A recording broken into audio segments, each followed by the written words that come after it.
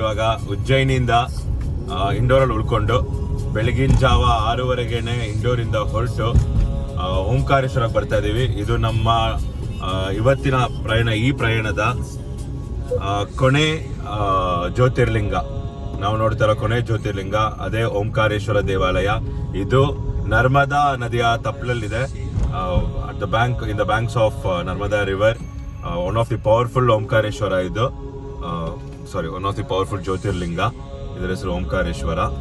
ಬನ್ನಿ ಓಂಕಾರೇಶ್ವರನ ದರ್ಶನ ಮಾಡೋಣ. ಅದು ಒಂಥರ ಐಲ್ಯಾಂಡ್ ತರ ಇದೆ. ಐಲ್ಯಾಂಡ್ ಮಧ್ಯದಲ್ಲಿದ್ದಾನೆ ಓಂಕಾರೇಶ್ವರ ದರ್ಶನ ಮಾಡ್ಕೊಂಡು ಅಲ್ಲಿಂದ ನೇರವಾಗಿ ಬೆಂಗಳೂರಿಗೆ ವಾಪಸ್ ಹೋಗೋಣ, ನಮ್ಮೂರಿಗೆ ತಲುಪೋಣ. ಗೆಳೆಯರೆ, ನಾವು ಓಂಕಾರೇಶ್ವರ ದೇವಾಲಯಕ್ಕೆ ಬಂದಿದ್ದೀವಿ. ಅಲ್ಲಿ ನೋಡ್ಬೋದು ಎತ್ತರದ ಶಂಕರಾಚಾರ್ಯ ಪೀಠ, ಇದು ಸ್ಟ್ಯಾಚ್ಯೂ ಇದೆ. ಇದು ನರ್ಮದಾ ನದಿ. ಓಂಕಾರೇಶ್ವರ ಒಂದು ದ್ವೀಪದಲ್ಲಿದೆ.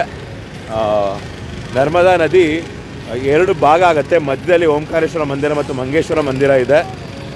ಬ್ರಿಡ್ಜನ್ನು ದಾಟ್ಕೊಂಡು ಹೋಗ್ತಾ ಇದ್ದೀವಿ.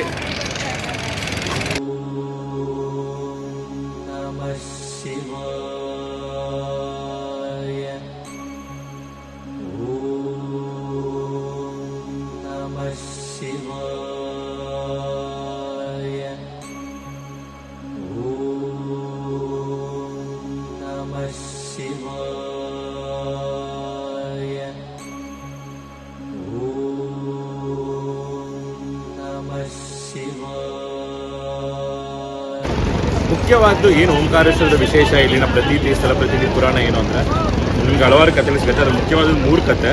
ಮೊದಲನೇದು ಇದೆಲ್ಲ ವಿಂಧ್ಯ ಶ್ರೇಣಿ, ವಿಂಧ್ಯ ಪರ್ವತ ಶ್ರೇಣಿ. ವಿಂಧ್ಯ ಪರ್ವತಗಳ ಮಧ್ಯೆ ವಿಂಧ್ಯ ಪರ್ವತಗಳನ್ನು ಟೇಕ್ ಕೇರ್ ಮಾಡೋರ ಹೆಸರು ವಿಂಧ್ಯ ಅಂತ.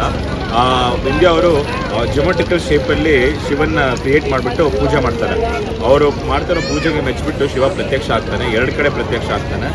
ಒಂದು ಐಲ್ಯಾಂಡಲ್ಲಿ ಓಂಕಾರೇಶ್ವರ ಅಂತ, ಇನ್ನೊಂದು ಇಲ್ಲಿ ಅಮಲೇಶ್ವರ ಅಂತ. ಈ ರೀತಿ ಪ್ರತ್ಯಕ್ಷ ಆದ ಶಿವ ಇಲ್ಲಿ ಜ್ಯೋತಿರ್ಲಿಂಗ ನಿಲ್ಲಿಸ್ತಾನೆ. ಇನ್ನೊಂದು ಇಕ್ಷವಾಕು ಡೈನಾಸ್ಟಿಯ ಒಬ್ಬರು, ಅಂದರೆ ರಾಮನ ಆನ್ಸಿಸ್ಟರ್ಸ್, ಅವರು ಕೂಡ ಇಲ್ಲಿ ಬಂದುಬಿಟ್ಟು ತಪಸ್ ಮಾಡಿಬಿಟ್ಟು ಶಿವನ ಜ್ಯೋತಿರ್ಲಿಂಗ ರೂಪದಲ್ಲಿ ಪ್ರತ್ಯಕ್ಷ ಆಗುವಂತೆ ಕೋರ್ಕೊಂಡು ತಪಸ್ ಮಾಡೋದ್ರಿಂದ ಶಿವ ಇಲ್ಲಿ ಜ್ಯೋತಿರ್ಲಿಂಗ ರೂಪದಲ್ಲಿ ಆಗ್ತಾನೆ. ಅದು ಓಂಕಾರೇಶ್ವರನಾಗಿ. ಮೊದಲನೇ ಕಥೆಯಲ್ಲಿ ವಿಂಧ್ಯ ಅವರು ಇದು ತಪಸ್ ಮಾಡಿದಾಗ, ಉದ್ಭವ ಆದಾಗ ಅಮಲೇಶ್ವರ ಮತ್ತು ಓಂಕಾರೇಶ್ವರ ಓಂ ರೂಪದಲ್ಲಿ ಪ್ರತ್ಯಕ್ಷ ಆಗೋದ್ರಿಂದ ಅದಕ್ಕೆ ಓಂಕಾರೇಶ್ವರ ಅಂತ ಹೆಸರು ಬರುತ್ತೆ. ಇಲ್ಲಿನ ಪ್ರದೇಶಕ್ಕೂ ಕೂಡ ಓಂಕಾರೇಶ್ವರ ಅಂತ ಹೆಸರು ಬರುತ್ತೆ. 3ನೇ ಪ್ರತೀತಿ ಏನಂದರೆ, ಒಂದು ಸಲ ದಾನವರು ಮತ್ತು ದೇವತೆಗಳಿಗೆ ಯುದ್ಧ ಆಗೋ ಸಮಯದಲ್ಲಿ ದಾನವರು ಗೆಲ್ತಾರೆ. ದಾನವರನ್ನು ಸೋಲಿಸೋದಕ್ಕೋಸ್ಕರ ಓಂಕಾರೇಶ್ವರ ಜ್ಯೋತಿರ್ಲಿಂಗ ರೂಪದಲ್ಲಿ ಇಲ್ಲಿ ಬಂದು ದಾನವರನ್ನು ಸೋಲಿಸ್ತಾ ಅನ್ನೋದು ಇನ್ನೊಂದು ಪ್ರತೀತಿ. ಇದರಲ್ಲಿ ಯಾವುದು ನಿಜ ಯಾವುದು ಸುಳ್ಳು ಅನ್ನೋದನ್ನ ತರ್ಕ ನೀವೇ ಮಾಡಬೇಕು. ಆದರೆ ಮುಖ್ಯವಾದಂದರೆ ಇದು one of the Jyotirlinga. And this is the last Jyotirlinga of this trip. Next stop Bengaluru. ದಾರಿಯಲ್ಲಿ ಸೋಲಾಪುರದಲ್ಲಿ ಒಂದು ಸಣ್ಣ ಸ್ಟಾಪ್, ಅಲ್ಲಿಂದ ಬೆಂಗಳೂರಿಗೆ ನೇರವಾಗಿ ಹೋಗೋದು. ಬನ್ನಿ ಹೋಗೋಣ.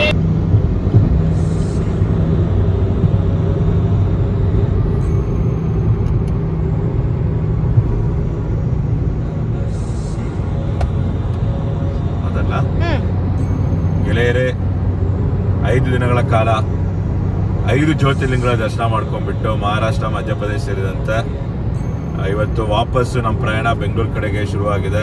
ಇವಾಗ ಸೋಲಾಪುರ ಹತ್ತತ್ರ ಬರ್ತಾ ಇದ್ದೀವಿ. ಇನ್ನೇನು ಸ್ವಲ್ಪ ಹೊತ್ತರಲ್ಲೇ ಕರ್ನಾಟಕ ಎಂಟ್ರ್ ಆಗ್ತೀವಿ. ಅದ್ಭುತವಾದ ಪಯಣ. ಎಷ್ಟೊಂದು ಆಬ್ಸ್ಟೆಕಲ್ಸ್ ಇತ್ತು. ಡಿವೈಡರ್ ಮೇಲೆ ಹತ್ಕೊಂಡಿದ್ದು 40 ಗಾವಲ್ ಜನ ನಮ್ಮನ್ನು ಕಾಪಾಡಿ ಮತ್ತು ಅಲ್ಲೇ ನಮಗೆ ಸರಿಯಾಗಿ ಆತಿಥ್ಯ ಕೊಟ್ಟಿದ್ದು. ಅಲ್ಲಿಂದ ಉಜ್ಜಯಿನಲ್ಲಿ ಸಿಗದಿರೋ ಪಾರ್ಟ್ಸ್ನ ಹುಡುಕೊಟ್ಟು ಗಿರೀಶ್ ಅವರು ನಮ್ಗೆ ಹೆಲ್ಪ್ ಮಾಡಿದ್ದು. ಆಮೇಲೆ ಎಲ್ಲ ಜ್ಯೋತಿರ್ಲಿಂಗಗಳು, ತ್ರ್ಯಂಬಕೇಶ್ವರ, ಭೀಮಾಶಂಕರ, ಕೃಷ್ಣೇಶ್ವರ ಎಲ್ಲದಕ್ಕಿಂತ ಹೆಚ್ಚಾಗಿ ಅದ್ಭುತವಾದ ಜ್ಯೋತಿರ್ಲಿಂಗ. ಅಲ್ಲಿಂದ ಮಧ್ಯಪ್ರದೇಶದಲ್ಲಿ ಉಜ್ಜಯಿನಿಯ ಮಹಾಕಾಲನ ದರ್ಶನ ಮಾಡಿಕೊಂಡು ಮತ್ತು ಓಂಕಾರೇಶ್ವರ ಮತ್ತು ಅಮಲೇಶ್ವರ ಎಲ್ಲ ಜ್ಯೋತಿರ್ಲಿಂಗಗಳ ದರ್ಶನ ಮಾಡಿಕೊಂಡು ಇವಾಗ ಸೋಲಾಪುರ ಕಡೆಗೆ ಬರ್ತಾ ಇದ್ದೀವಿ. ಈ ಟ್ರಿಪ್ ಇಲ್ಲಿಗೆ ಮುಗಿಯುತ್ತೆ. ಮತ್ತೆ ಮುಂದಿನ ಟ್ರಿಪ್ನ ನಮ್ಮ KYN ಬಲಿನೋ ಮತ್ತು ಹೊಸದಾಗಿ ಬಲಿನೋ ಫ್ಯಾಮಿಲಿಗೆ ಆ್ಯಡ್ ಆಗಿದ್ದಾರೆ. ನನ್ನ ವೈಫ್ ಅವ್ರನ್ನೂ ಕರ್ಕೊಂಡು ಮತ್ತೆ ಇನ್ನೊಂದು ಟ್ರಿಪ್ ಹೋಗೋಣ. ಅಲ್ಲಿ ತನಕ ಥ್ಯಾಂಕ್ ಯು, ಗುಡ್ ಬೈ, ಧನ್ಯವಾದಗಳು.